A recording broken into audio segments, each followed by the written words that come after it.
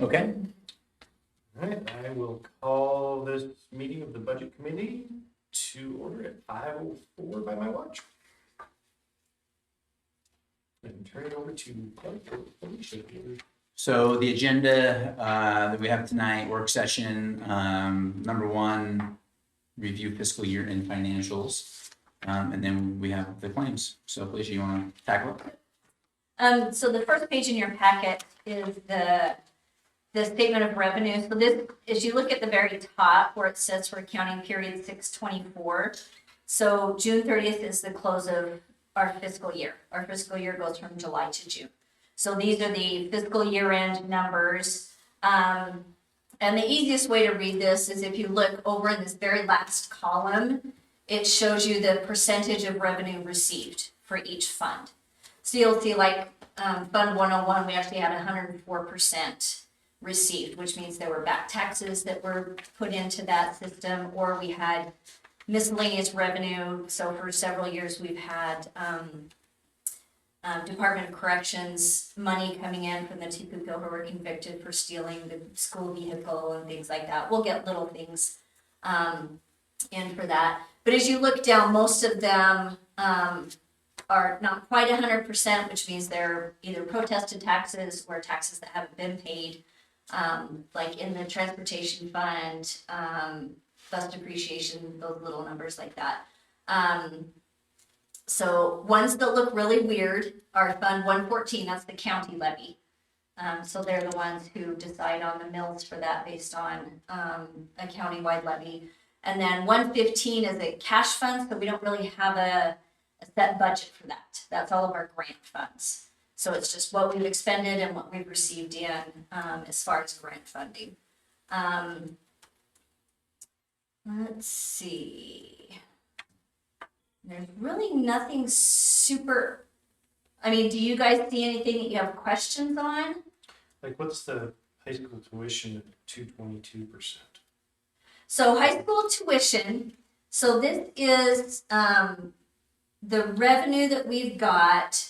I don't know why is this 222%. Yeah, and there's like a 260. That seems really weird, but if you look on the next page when we look at expenditures for that fund, so the tuition funds at this point in time are utilized to pay for outside tuition. So for our YBGR students, we get a bill from YBGR for those students that we have to pay out of the tuition fund. And then we can levy for our special education costs. So those students that we have that require one-on-one aid, we have to have a one-on-one aid for that. We can pay for that out of the tuition fund. So why it says 222, I don't know. Because that seems, we had rollover from the previous year in high school. That's why. We had a rollover from the previous high school year. So that's revenue that we reappropriated from at the end of last year into this year to pay those costs. Okay. So that's why that number looks higher than, because what we set our revenue at in our budget, that didn't match the revenue we got because we reappropriated funds from last year that we had left over. And that must be kind of the same in the miscellaneous programs. So miscellaneous programs, like I said, is grant money. So we don't set a budget for that because it's money in, money out. It's a cash fund. So we don't know, at this point in time, we don't know what our title funds are going to look like. So that the revenue and the expenditures and the only caveat for the cash funds is that they cannot be in the red at the end of the year.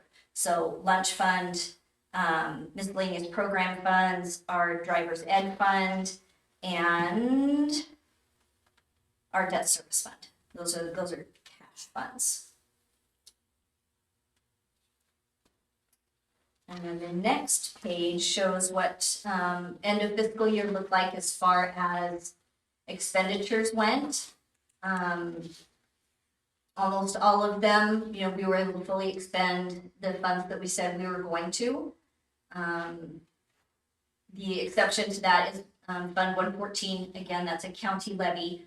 So we didn't utilize all of that money, so that will get rolled over into next year's budget. So when we do the budget presentation, you'll see that money gets rolled over.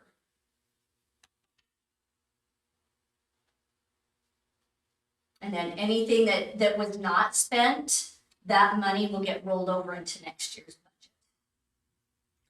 Or utilized for reserves. So when we do fiscal year end, we'll have a cash balance. And then when we go to do the budget for next year, we can reserve a certain percentage of that for reserves. And the reason we do that is because our fiscal year starts on July 1. We don't get taxes until December 1. So that's a lot of expenditures. That's almost, 5 full months of expenditures. And I'm pretty sure teachers don't want to go without a paycheck in the meantime. So we try to keep our reserves full. Reserves also help when we, if we ever go out for a bond, bondholders look at your reserves, and if they're full, you get a better bond rate because you're fiscally solvent. And there's a, Say that again, sorry. When you go out for a bond, if your reserves are full, you get a better bond rate. Yes, because they're like, oh, you've managed your money. You're not spending every dime that you get in. You have some reserves. and there is a maximum amount on some of the funds about how much you can put into reserves. Yeah, so in the As board always. packet, it'll show the budget. There's a column that says reserves allowed. Some are 10%, some are 20%, some are 0. Some funds you cannot have reserves in.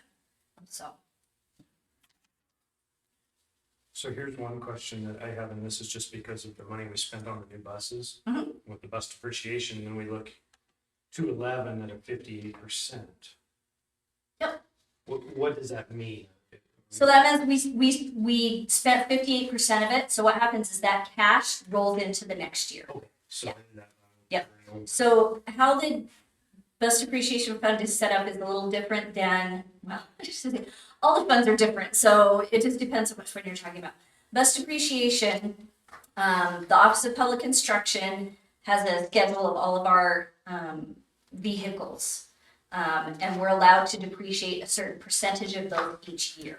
So this year we chose not to depreciate a couple of the vehicles because we don't need that money because we just bought 2 new buses. So that's where Clark was talking when we were in the middle of the working to purchase the buses, that there was gonna be money to roll over for Yes, our future looks good in that Yep. aspect. That's where that, okay. that's where that's coming from. Okay. Yeah, and you want to always have, like, if, some bus throws a rod or something, we're not planning on it, we at least want to have, and we have reserves in there too. So if we could, have a necessity to do that, we could do a budget amendment to access those reserves that are in there, so.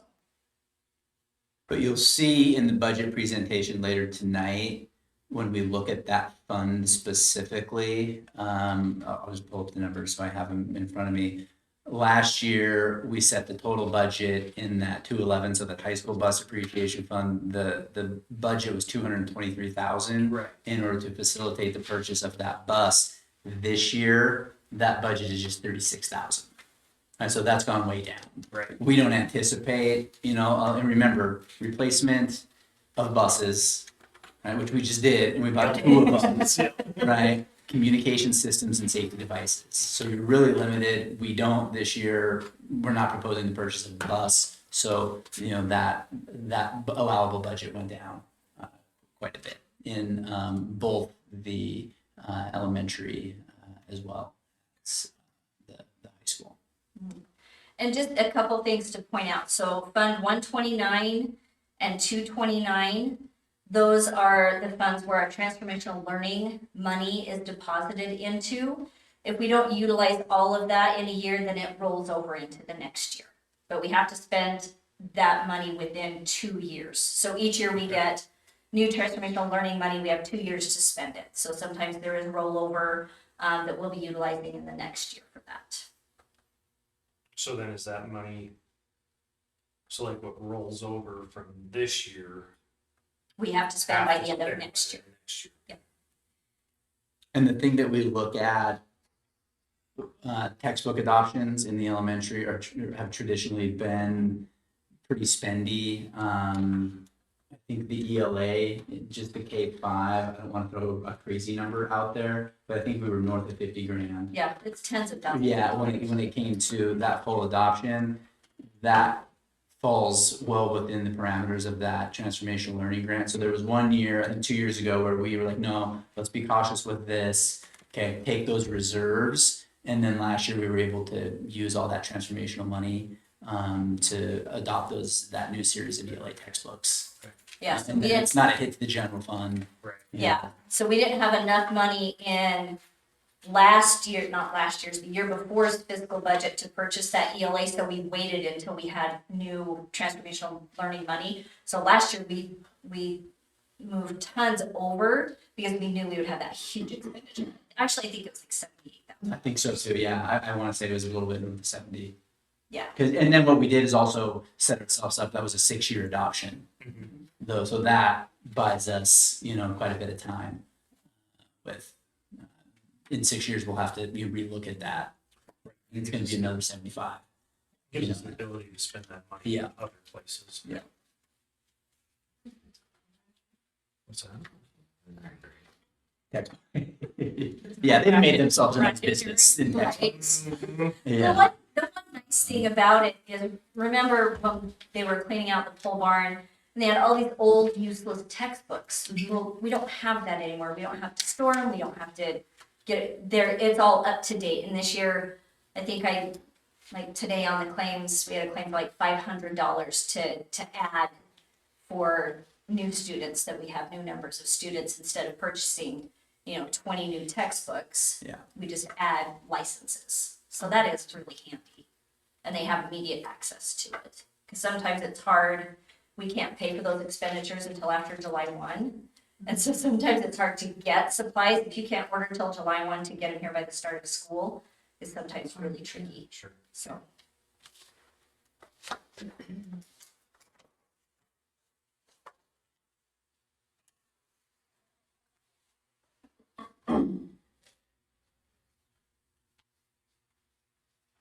So any more questions on expenditures? Some of these are spent down to zero, which we try to do, like our tuition fund is at zero.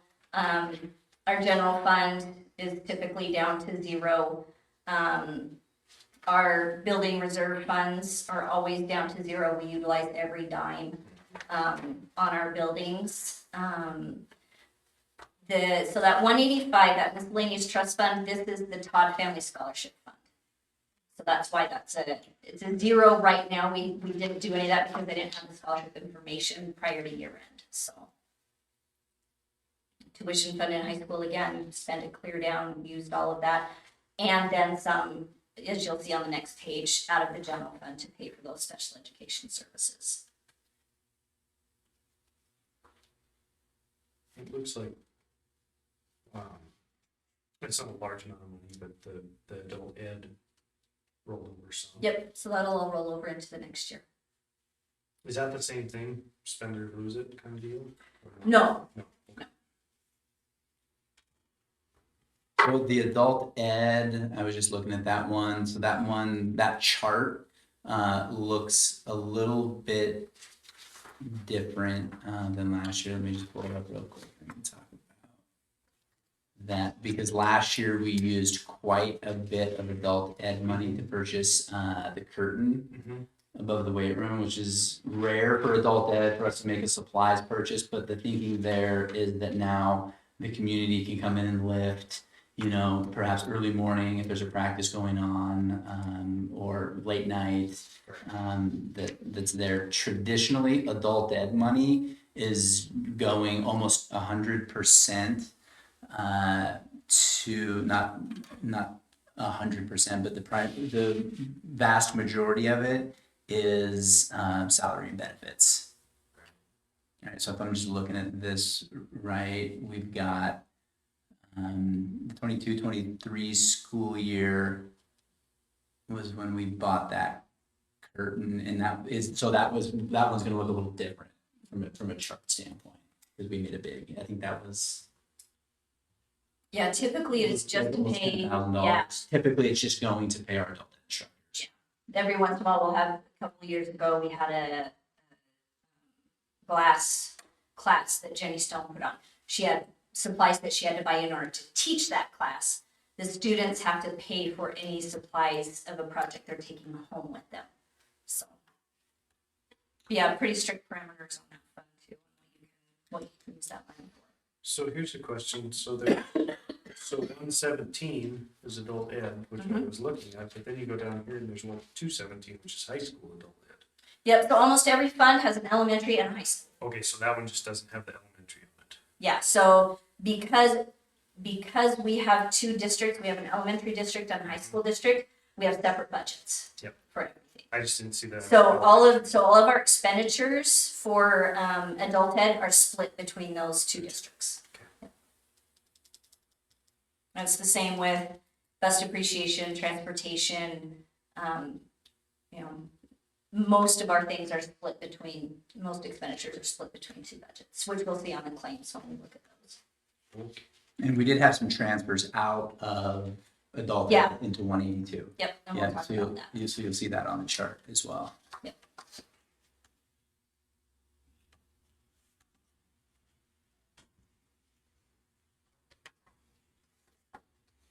Okay, so the next sheet shows the year-end transfer. So in June, you guys vote on giving us the authority to transfer money in between funds to utilize it to the best of the district's ability. So this sheet shows you the transfers that happened at fiscal year end.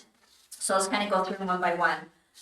This first one, so Indian Education for All is a payment that we get from the state. In order to get our funding next year in Indian Ed for All, we need to use every dime of that money. So Clark and I, and this is a brand new requirement from the last legislative session. So everybody's kind of on the back foot for this last fiscal year on coding this. So what this did was we were able to recode some of our Title II. Typically, we use our Title II money for professional development for our teachers. That's one of the parameters of the federal title money. So we were able to recode some of that to Indian Ed for All to take care of that requirement from the legislature, which is not great because it's going from a grant fund, which is money that we don't, money that's extra, and it's coming out of our general fund. So that's kind of, but it put this this requirement into the legislature so we get our Indian Ed for All money this year. Because if we didn't do that, we would be out the Indian Ed All money for this year. So we had to add the 1,200. Sorry. Yeah, so 2,800 in elementary and 1,200 in high school. We had to add both. Yeah, both of those. Yeah, so they came out of 115. The expenditure was originally in 115, and it was recoded to 101 and 201. So the next one is where we talked about that tuition fund. And here's where we pay for a lot of our special education aides because they deal with one-on-one students that they're required to have for their IEP. And unfortunately, our tuition fund does not cover all of that. So we have to move those salaries and take them out of the general fund once we hit year end and we hit the ceiling on that budget. And then our next one was actually really nice. We had, so the beginning of the year, typically we use title money to pay for professional development for teachers. But OPI asked us last year to change our grant application and utilize that Title II money as a recruitment and retention facilitator. So we utilized our Title II money to pay for Ashley Russell's salary, trying to get her to A, come here, and B, stay here. Didn't work out that way. We went to Wyoming. And so because the title money ran out, we had to move the rest of her salary into the general fund. But we still had REAP money left over. REAP is a federal grant for small schools. So we were able to pay the rest of her salary out of the REAP grant. So that was really nice. So her salary was completely paid out of grant money, which is nice because that's a $22,000 hit we didn't have to take in our general fund. Next one down, ESSER 3 money must be completely expended by September 30th. So this is us recoding expenditures, trying to utilize all of that money and be done with it so we can get the federal government off of our backs. I think a lot of school districts are sad that it's going away because they've utilized it for things that they shouldn't, and so they're facing a cliff. But a lot of people are really excited because of the reporting nightmare that goes with this. So, and we'll still be reporting at least for 2 years on ESSER funding, On even ESSER when it's gone. Mhm. Really? Yep. 2 more. 2 more years. So, and then let's see, the next one. So we had a new class offering this year, the Woods class, that was taught by a high school teacher. Initially, that salary was quoted from the high school general fund, but because it fit the parameters of that transformational learning, we were able to appropriate that portion of his salary to that transformational learning grant. So that helped our high school general fund by $22,000. So that was really handy. The next one, we can utilize the retirement fund if a teacher chooses to retire and they have sick leave built up, because we have to pay out that sick leave, we can utilize the retirement fund for that if they choose to have that money go into their TRS account. So that's what those two numbers are right there. So that saves us, because those are generally general fund expenditures.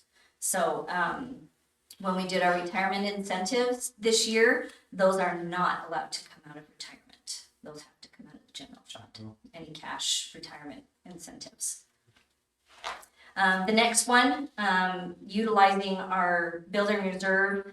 Traditionally, we like to let that money sit in the building reserve in case something big happens, the boiler goes out, or, water heaters, whatever, roof leaks, whatever it is.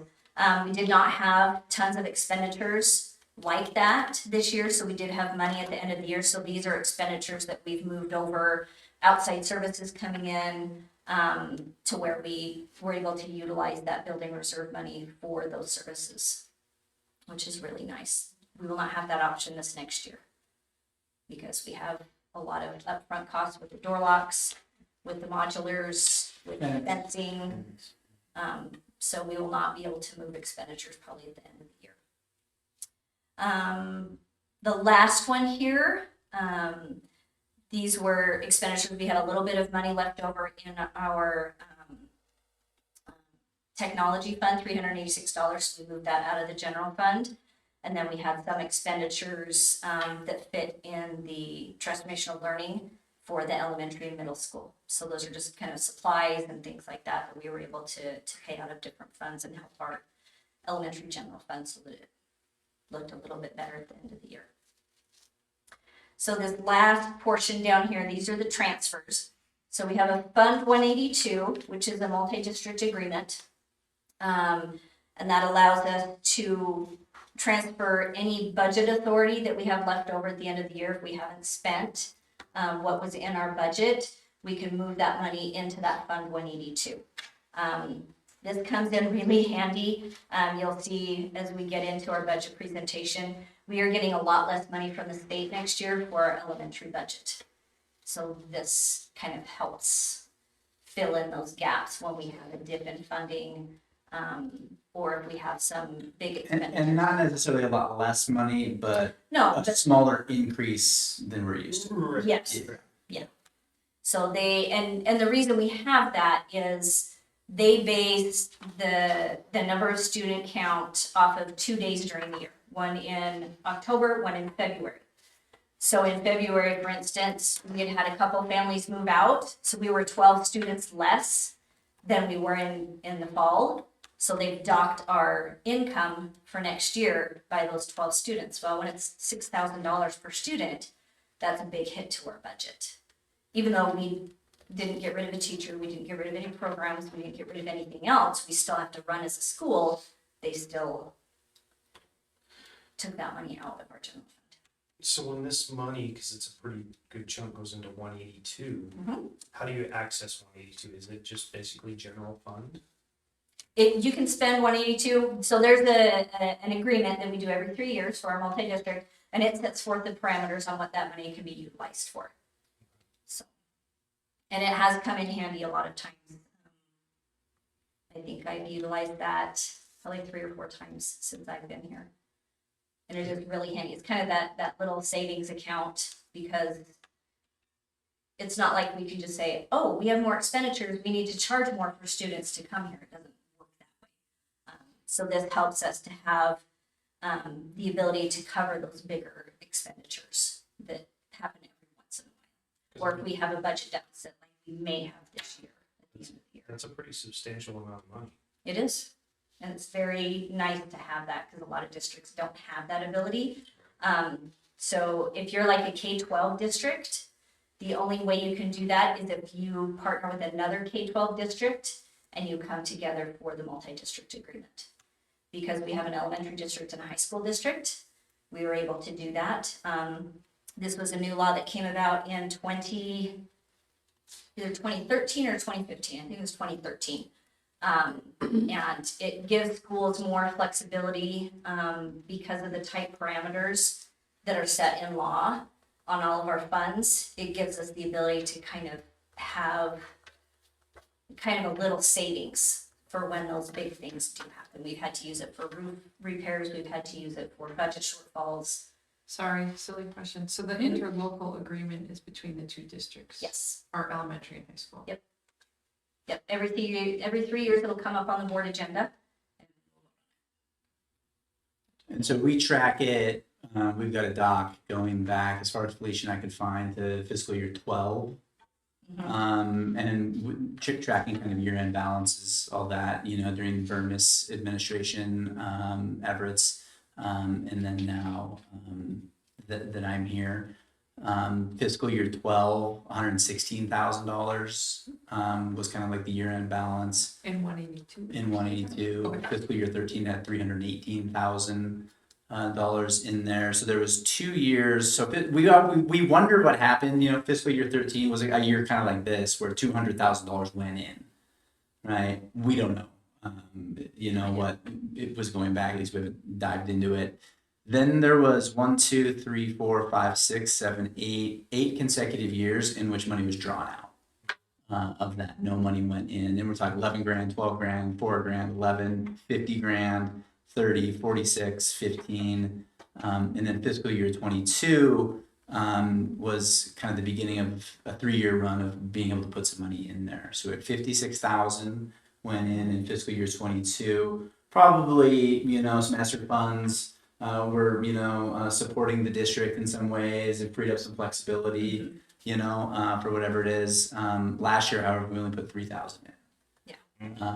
You know, and then this year, 193,000 going in. So this is before interest, because this also accrues interest. So there'll be another probably $5,000 worth of interest on top of this number. But yeah, $394,000 Is what's in there. is what's in there right now. What's in there? Yeah, 390. That's probably not an accurate number because it doesn't have any interest, roughly. Ballpark. Yeah, if you look at cash report, that gives you the actual cash balance.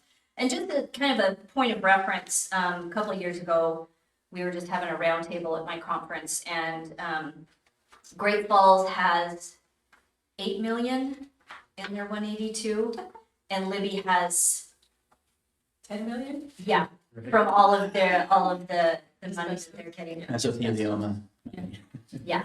So they are really handy. Any district, when this first came out of the legislature, any district that could immediately put together a 182, just because it helps, and it also helps, you know, lessen the burden on taxpayers. If we have, Or you know, I think you referenced recently like a $400,000. Yeah, Is that's, this that? that's what that is. Yeah, 182. I think the only day it's great to be able to save like that and use, it's just, I prefer not to see that as a focus to take away from anything else. To try to save money through the year to shove it into. well, and that's why the only way that we I can don't want to cut anything short. No, the only way that we can do that is if we have budget authority left over at the end of the year. And then what happens is the next year's ensuing budget. So let's say, we've moved money out of transportation. So because we've moved money out of transportation into 182, in our ensuing budget, we can't backfill that. We can't then go and retax the taxpayers for whatever money we pulled out. Right. we have to lessen our budget and lessen our mills. There's a safety in there, so. I can highlight that. That's a good point. Is the check on that you can't just what they call over levying Yeah. all of these funds. So as soon as you put money into 182, the next year, let me give you an example of one that was adult ed, for example. Okay, and they base it on the mills that you go out. So last year we levied 0.4 mills for adult ed in elementary. Okay, we put a couple $1,000s of elementary money into 182 to build up that savings. This year we're only asking 0.36 mils because you cannot go over that 0.4 because you moved money out. And so you're not going to be able to get so far ahead by leveraging this out of your taxpayers. They have the internal checks that are built there. The only funds that does not apply to are the general funds, because those are supplemented so heavily by the state. So this money, this $57,000 that we had left over in high school, due to some really weird extenuating circumstances, normally our high school is running in the red at the end of the year. But we did have a teacher leave mid-year, so that was a substantial savings, and we also were able to move Moving that shop teacher. which shop teacher salary Oh, out. So that helps. So if you look at that, so his salary, $22,000, that's this 57, that's a portion of that. So the general fund, if we can use our general fund as wisely as possible, that is money that can go into 182, which is really helpful. It doesn't always happen though, because general fund has so many expenditures.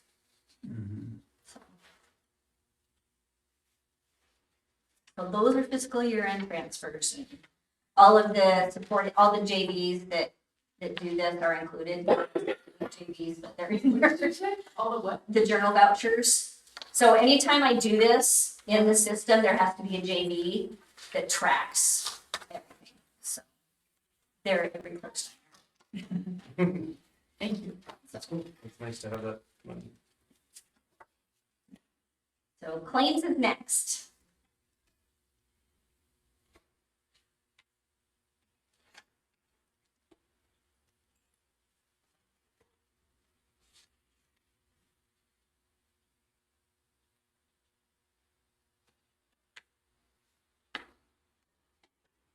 Black Mountain Software is what?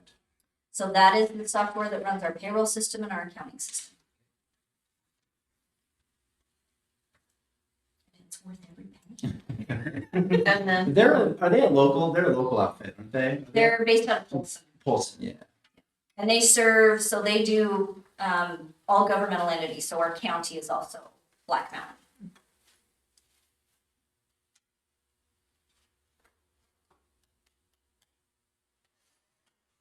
I'll highlight one of the things that's been kind of an ongoing conversation. Jason, I think you've been a part of this, that ATS, the controls contract, it's still there. So that's quarterly, right, Felicia? Yes. It's on page It's on one, so first page. it's like the second claim. Those are the controls folks. And so this is something that I think that here's why I think 182, we talk about that, there being quite a bit of money in there. The controls has been paid out of ESSER because it was an airflow, circulation, perfect fit for that. Now that that's gone, this is going to be, so that's a $16,000 annual expense for ATS to manage our controls. There's maybe people in the room that understand this a lot more than I do, but I kind of feel like it's like Wi-Fi that, it's one of those things that you never really see. You don't really know kind of what impact you're getting, but it's controlling all the boilers, all the thermostats. It's, the dampers are opening up, from that system, and they can diagnose a lot of those HVAC issues, but yet they don't do any of the work. Right. And then there's that expense on the back end of the guy that needs to actually come in and do the work. But so I don't know if there's opinions on that. Nicole has worked tirelessly and endlessly with Allied you know, who actually is an all-in-one kind of shop. They do the controls, but then they'll also do the work for you. So what we do is get a problem that's diagnosed, and then we need to call Allied or somebody else to come in and actually do the work. We were really close to ending this contract with ATS, and then it's just hard to do that. Allied said, yeah, but we're going to put all of our controls in, right? Because they can't necessarily leverage and utilize the ATS system to diagnose all of the problems that are there. So it'd be a full, and I don't know what the price tag Full on. retrofit. I don't know It was what's, expensive One board for a boiler was $10,000. for Allied to retrofit. yeah, they would probably just take out all the controls and put in all their own stuff. So Granted, all these thermostats, all I think the fiber and the Ethernet is all, like, they could play with that, but yeah, this is complicated. So like, what are we paying Allied? When they, It just, like, to do the work, but their shop rate, their hourly rate, you know, whatever they, are and there then any problems that you're calling them for to come fix? I get that that's. Not once winter hits, Call out. Contract. Yeah. Is it uniform throughout the other districts? I mean, have we heard feedback on other companies getting used, or, I mean, do we have a complex system here? Are all the schools similar with the boilers, or? well, I talked to, when you talk to like construction guys, right, like new builds, like things like that, you have to have controls, right? And I think ATS they're the people, you know, that are doing them everywhere. I think, I don't know. Well, and we do have a And I think complicated system. Yeah, we've got obviously this end of the building, which is its, you know, on its own system, and then we've got the middle school on its system, and then elementary and high school. Yeah, there's four different systems, I think. Which I would say is normal. Yeah, well, yeah. Yeah, Yeah. unless you have a brand new build, Yeah. you're patchworking everything. So I don't know if it's just a necessary. Well, and Bring up a good point. yeah, and I guess I kind of rely on the fact that Russ was the one who started this work. Yeah. And he's worked in this building for a couple decades. So it's like, if he thought it was necessary, Yeah. then I'm kind of like, okay. Yeah. We initially thought, well, where did this come from? And then come to find out, Russ was like, well, yeah, I've been talking to them for years trying to get. Yeah, so we're spanning 3 different kind of facilities, administrations, and all of them are like really supportive of the value of what we get for it. It just seems like a lot. Well, and then winter time, if something does go down, it's like, what do we shut the school down? You Yeah, know, kids stuff wear their like that. coats. I see the value in it. I just wonder, is there a value in having someone that, I get you're gonna have to retrofit, but then what about the value of the person that monitoring the controls and doing the work? I know. Well, that's the problem that I think Nicole runs into a lot. Great, I know the problem, you know. Can someone please come out and fix it? And then you. Because do it's it like installing the circuit board or whatever, you know, that's beyond. And it's different, it's a different company. You're Yeah. working with a different company. Yeah, you could move it all over to Allied, but you're gonna pay for it Up front up front. for the retrofitting. Yeah, and it's gonna take a long time probably to recoup the 40 or 50, Okay. you know. Because buildings are cheap. So that is a quarterly expense that it drives me crazy.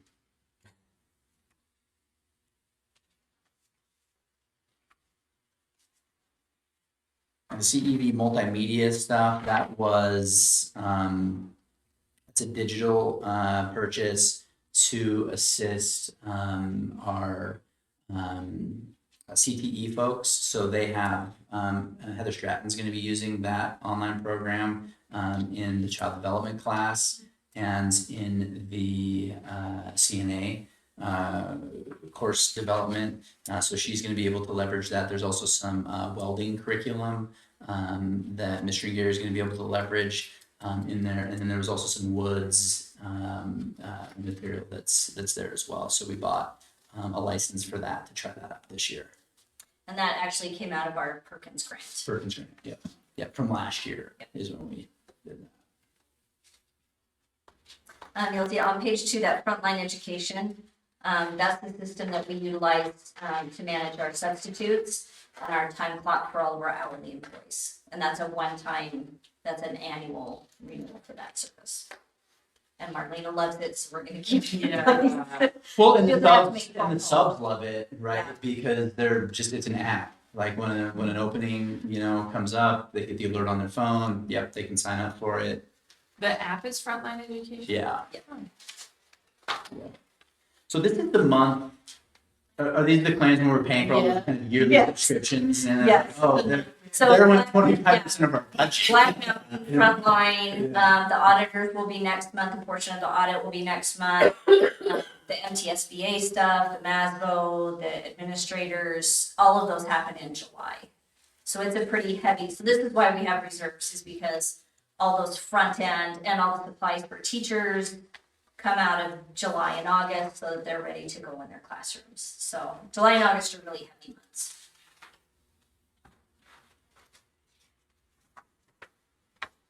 Infinite Campus is another one. You all have enjoyed Infinite Campus text messages, I'm sure.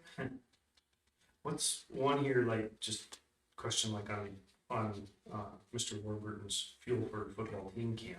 Mhm. Is that, does the school pay for the team camp stuff, or what's, like, So- I know Mr. Denham took kids to Malta, are we paying for? Yeah, so it depends. He has to have a vehicle for medical reasons, so that happens with a lot of our games. We have to have a vehicle available to take a child to the hospital if necessary. So a lot of times there will be an extra expenditure that an AD has to take a vehicle to a meet or a game. And this is one of those situations where we need to have that ability to do that. But it's a team camp, it's not, It is, but they're still students. So they're still covered under the MTSBA. so out of season. even. Yep, They're still July kids. Yeah, Yeah. I would support that. yeah, I would support. they're all still sports. students. Yeah. Yeah, I kind of get where you're going with that. That it's it's not in the scope of the season, but the camp, Okay, I would support it. I mean, as long as that's clear in the future, that Yeah, and I think other sports requesting, those types of things. We sense. Did volleyball request it? I didn't see specifically a request. Volleyball runs club during the summer, so I don't know that they have a camp that they They've go to. done team camps. say, huh? Yeah. Yep. Each camp is different. We also had Miss Hereford took a bunch of kids That's the one I was going to bring up. for So a different activity. Yep. We Maybe paid so for- they're all aware. and they have to put requests in to use That's it. what I'm saying. So Yeah. So it was the fuel for the school vehicle. yes. Yeah, if they utilize their own vehicle, so if a school vehicle isn't available, then we have to pay mileage, not just.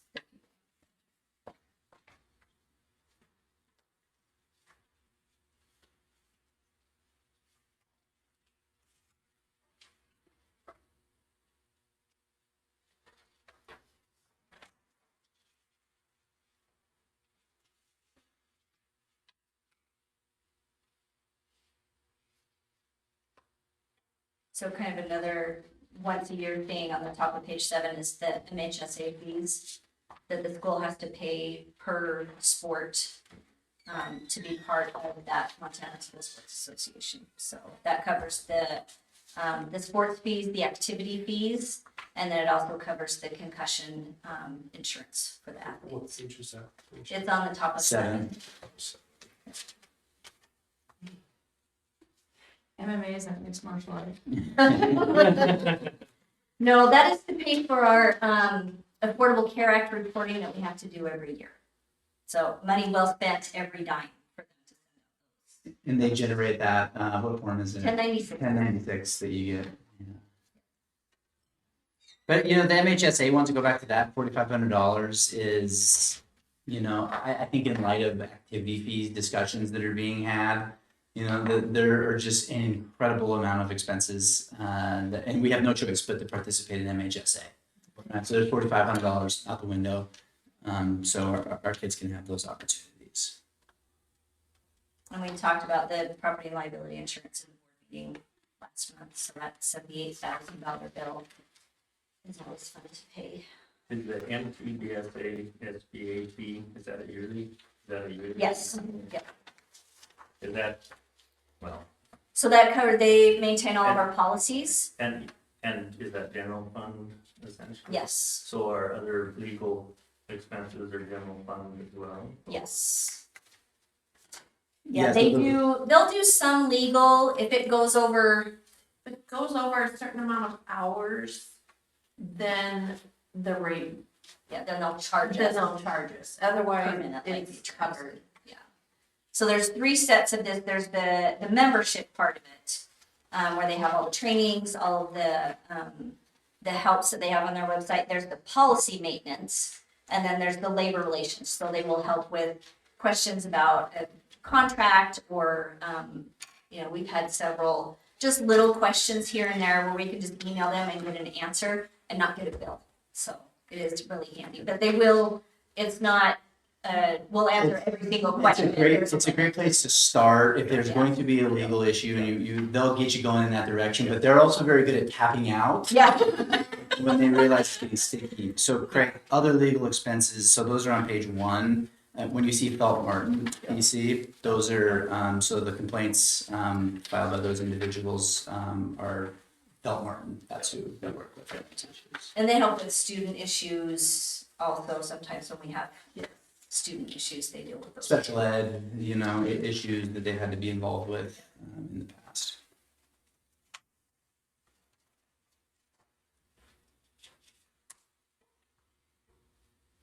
Famous copies. It's better than buying a copy machine. No. Or how many do we have? Is it? How many did they replace? 4? No, they did. Did they do the library? No, I think they just did 3. I don't know, but they're like tens of thousands of dollars. Yeah, and so we got brand new copiers, They but maintain. we don't pay, a cent actually for the copier itself. Yeah, Like which is we're on really that lease program. We needed printers out in the modular. They'll be here tomorrow. 2 printers are coming in. We don't pay for those. Up until they print off so many things. And the modulars, is that a yearly fee then, essentially, or how does that? No, I think the modular fee there is that Is it one. just setup? So this is the delivery Yeah, fee. just the delivery fee. The Don just, we just got the first, lease payment. 3,000? That's what I want to say. Yeah, 3,000 something, A year? a month.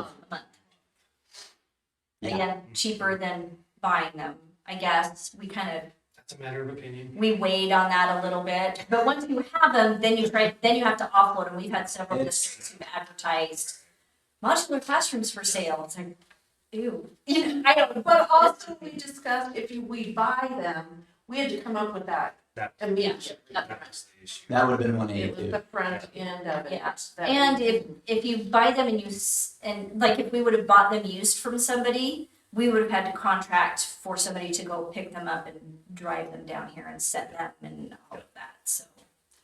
And they're opted at least to buy. Yeah.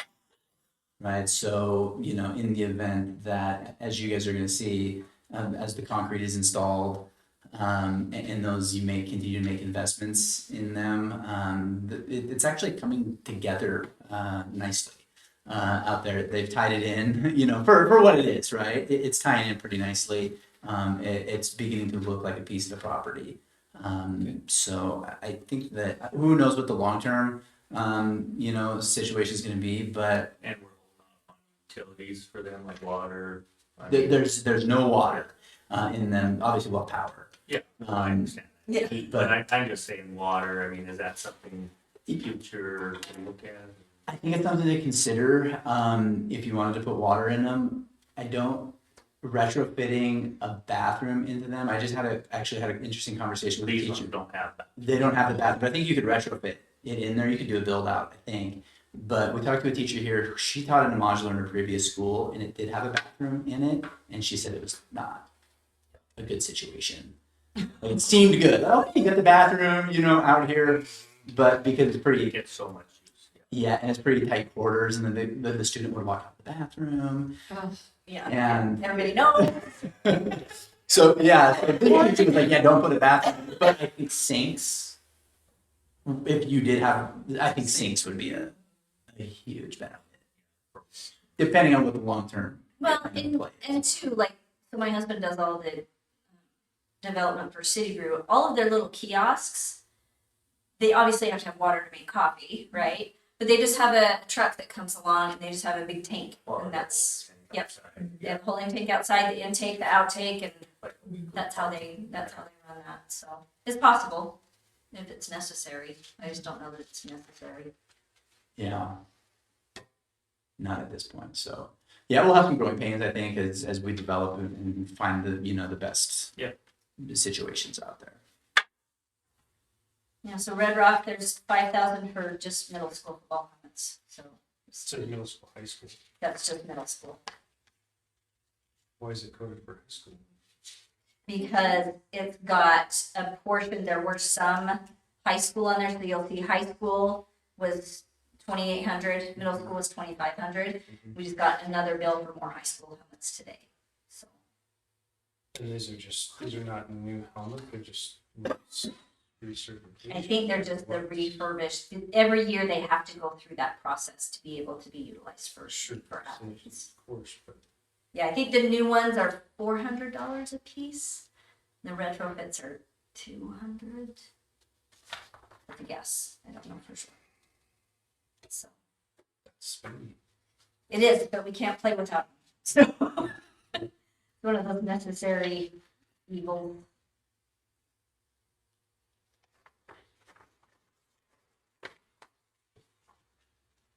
Another big one towards the end is this Yellowstone West, Carbon County. So this is the co-op that we utilize to provide special education services. So the speech therapist, who else do we have? A physical therapist. They come out to the school, so we don't have to employ a person for that. So this is the yearly fee that we pay to the co-op for their services. And what are the services? Speech therapy, Here in the building? Yep. yeah, they come here. So we have speech, and last year we had our own speech. I mean, I think she was here Monday through Thursday. Joliet was her only school. When we have a special education evaluation, you need a school psych, to come in and do that evaluation. Those people are not here. They're not on site. What they do is show up for the evaluation meeting. So they're here pretty regularly. They rotate through a couple. Physical therapy, we have some students who, for their IEP, require, physical therapy services. Occupational therapy is part of that. So, I mean, if you think about just the cost of the speech language therapist to be, on site like she is Monday through Thursday would well exceed. Yeah, she'd be would well exceed. at least 39. That's Yeah. our starting wages. Right. She'd be way more than that. The co-op is, So that's what we pay to the co-op and then those services come in the Yeah. building? yeah, the co-op is, actually, you rattle off the schools, Red Lodge, So all of Carbon County, all of Carbon Laurel County. pulled out. Yep. But they do some of the other smaller districts in Billings, I think Canyon Canyon Creek, Creek. Elder Grove, those ones that are kind of on the west fringe. They probably do Park City.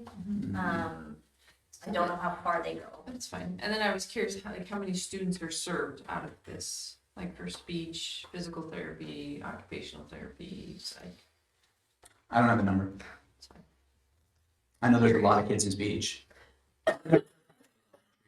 Yeah. down in that world, and then, just a handful. And it's all related to that. Those services come through an IEP? Yep. Okay. So federal mandate to meet those needs. I think they do a good job, Yeah, no, I just with their services, and we would. they're all in it- good services. In addition to that, what we get is they provide a number of trainings for like new special education teachers, how to effectively run, an IEP meeting, navigating, conversations with parents. So they'll put, and we've sent, our new special ed teachers to those trainings. The director, Brandon Romo, she'll come out in the event of if you can't find a reasonable agreement on an IEP. Brandon is more than happy to come out and sit in on those IEPs, and she has kind of the legal background, and she's navigated a lot of complicated conversations with Yeah. us.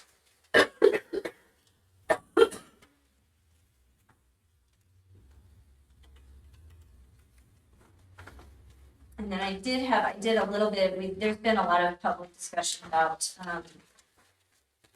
the per activity fee, the school charges. So I just went through and looked at, kind of one of those, smaller, I didn't look at football and volleyball and basketball, because those are high expenditures. So I thought, well, let's just pick something that's not a high expenditure activity. So I looked at speech and drama, just to see kind of where we are. So speech and drama last year, their total expenditures out of the activity fund were $1,085. We add on the stipend to that we pay the coach. We only have one coach. I have not included bus drivers or gasoline to go to all of those, but the total cost is $4,229 For speech and for speech and drama. We would have to have 105 students in the speech and drama program for that to zero out. So that just kind of gives you an idea. That's not the most expensive. That's one of our fairly, really cheap activities. So just to kind of give you a barometer of our refs last year alone were $17,000, which is crazy. What's the background on the activity fees, or those have been around forever? Yeah, I think mainly there was some chatter up on social media, which I don't think you're tracking too closely. But there was some chatter on, and I actually haven't read it too much either. I've been kind of hearing secondhand, but just I think it just hitting families, Because we're going from $40 per year to $40 per sport. Yeah, and I think what we're doing Plus is the activity fee. what we were hearing. Entry fee. Plus the entry fee. The Gate. So fee. plus gate fee to get into games. Yeah, and we didn't change the gate fees No. this year versus last year, and we actually didn't change any policy. We've just heard from some members of the constituency that if you have this in the handbook, make sure that you're enforcing it, and so we've upped our kind of PR effort to say, hey, every activity that you participate in is $40, which we did the research on it last year. That's what everybody's charging, give or take a little bit. Around some school districts are charging $100. But it's like, say say a a family family buys a family activity pass, then you pay your gate fee on top of that? No, the family activity pass is the gate fee. That's what I understood. So what are you? So the per participation fee is for, so if you have students that participate in cross country and track, Yeah, I'm gonna pay $40, Yeah. per student, per sport. right? And there's a Plus cap, an activity fee? yes. So there's a cap per student of 160, Yeah. and there's a cap per family of 240. Did those used to be lumped together? The They used to activity be, fee so and the gate fee? back in the day, it used to be lumped. The student would pay an activity pass, Yeah, and And- the And for The $40, they'd get everything, access to all the activities, and the kid would get Yeah. access into the games Yeah. for $40. and Not the family, yeah, but that's all there. $40 was the cost total. Yeah. So last year we changed it last year we did change it. because the ref Yeah, cost us and the board did. $18,000. so I'm not questioning, maybe Yeah. I wasn't super clear on it. Yeah. And So a child will pay $40 mhm, to participate in the said activity, yes, and then will that get that, like, say the family doesn't attend, would that get the child into all activities? No. No, then they would have to go over here and buy a separate activity. yeah. So a student activity pass is $35 Plus the $40 per plus sport. the 40. Yeah, Oh, okay, per sport. okay. So there's and the easiest way to do it is if you're participating, there's a fee for that. Yes, If you're observing, there's a fee. there's for a that. normal gate fee for that to get into a game, just like you would pay Yeah. for any Yeah. sporting. And those concert, used to be whatever. together. Yes, Yes, and we changed it last year, so there's. changed it last year. Sorry. And so, and part of that is, in fact, there was a great article just yesterday about how because sports are so expensive and taxpayers are saying no to a lot of things, some schools are just nixing their sports programs. Canyon Creek, They did a board. they tried, Board charge. and luckily Altana Credit Union stepped in and funded, so they didn't have to get rid of their sports program. So it's a delicate balance. Yeah. It just is, like, so in the board packet, I just kind of, did a rough, so out of the general fund last year, We spent $207,000 on co and extracurricular activities. In activities, it was $147,000. So $366,000. Man, what we could utilize that for to educate, you know? But I think it was clear too, that if it's a hardship on a student to We have- participate, there's funds. We have the ability to do that. It's just a Yes. conversation they need to Yeah. have. Yep. Yeah. But it seems like what I'm getting at in the community and stuff is kind of that middle ground where there's a lot of us, we pay fees for our kids to play and to do whatever, and then there is that fund for the kids that, Mhm. the families that need help. Mhm. But I don't think last year there was anything really tracked of That's why who we changed paid it and this who year. didn't. There were a lot that didn't pay and just still got to do what. There's always been that though. There's Yeah, but it always, needs to be always reined been in, I that. think. Yeah, You no, want to be in we, charge of collecting all this? No. I mean, I'm in charge of it it's now. a big- It's huge. Yeah, so I'm in charge of it now. I track everything. Once a student pays on the actual giant school roster, it shows exactly the sports that they've paid for. So when coaches have a roster, I'll get the roster, I will double check. If a student hasn't paid their fee, it's a quick email to the parents, letting the coach know too. Yeah. Hey, Yeah. we're just waiting on this. And then if the parent's like, oh, we don't really have money, but my kid really wants to participate, great, go have a conversation with Yep. Mrs. Hernandez and, Yep. you know, And I think we knew going in, there was gonna be a Growing year pains. of Yeah. learning. it's hard when you roll out a new program. So. Yeah, and that task essentially fell on to, I think at no fault of her own, our two front people who are just, randomly taking checks all the Yeah. time. And so they're trying to do the best they can with it too. Money was coming in, $100 check was coming in, and the parent would be like, I already wrote the check and you put 40 on lunch fee. And, Yeah. and then on the back end to account for all those things. So we very well could have gotten more, in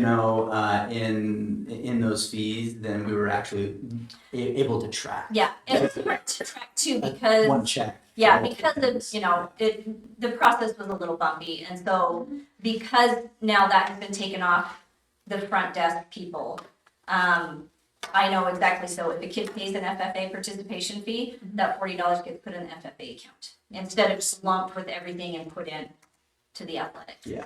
So here's a question. And just steer me in the right direction, but FFA and BPA are self-funded, correct?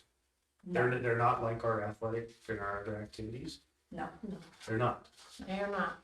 okay. their expenditures that come out of the general fund for them. Okay. There are state monies that get paid to them that they utilize for FFA and BPA, Okay, so they're not completely self-funded. cool, that's what I needed to know. So the only one that is completely self-funded is Expedition Yellowstone, because that is not technically a school-sponsored activity. Okay. That is run by the teachers, completely separate. They do curriculum and everything, but that has always been a self-funded program. And they do a good job.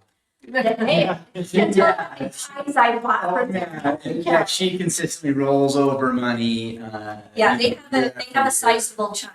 for which for is- those situations in which a kid can't, have the supplies and things like that. But yeah, I'm looking at Felicia's. Like I said, I think the process. Yeah, we've taken some criticism, but I think it's greatly improved. I can look at it right now. I can hover over a kid, boys basketball, and then that child also paid the family activity pass. You can see that It's- from last yep. year. No, from this year. Right? Yeah, so Felicia's already taking these. Okay. They're coming Good to in. know. To, You have to come to me to pay your activity fees. It's a business office. Yep. Yeah. Yep, okay. Jill and Marlena will not accept them. Jill will take lunch Yeah. because it's totally, those are separate funds. Yeah. It's a totally separate checking account. Yeah. So last year we had a confusion. Somebody turned in a check, no note on the check what it was for. Mhm. It looked like it was the exact sum for an activity fee. So Marlena put it in activity. The parent was like, where's my kid's lunch money? So we're like, oh, okay. So then we had to, write a check from activity, put it into the lunch. And so this way we're just avoiding Yeah. all of that confusion. Yep. Yep. Makes sense. So, yeah, there's already about 20 people that have already taken care of it. Yeah. So, yeah. Not me, I'm always last. No, I think open house is gonna be a big day and first day of school is typically, and Marlene and Jill are so Do crazy people busy pay, at first this is day. off topic totally. Are we done or? Are we good? I'm with done. Budget, everybody? Yeah, I'm good. I will adjourn budget meeting at 6:00.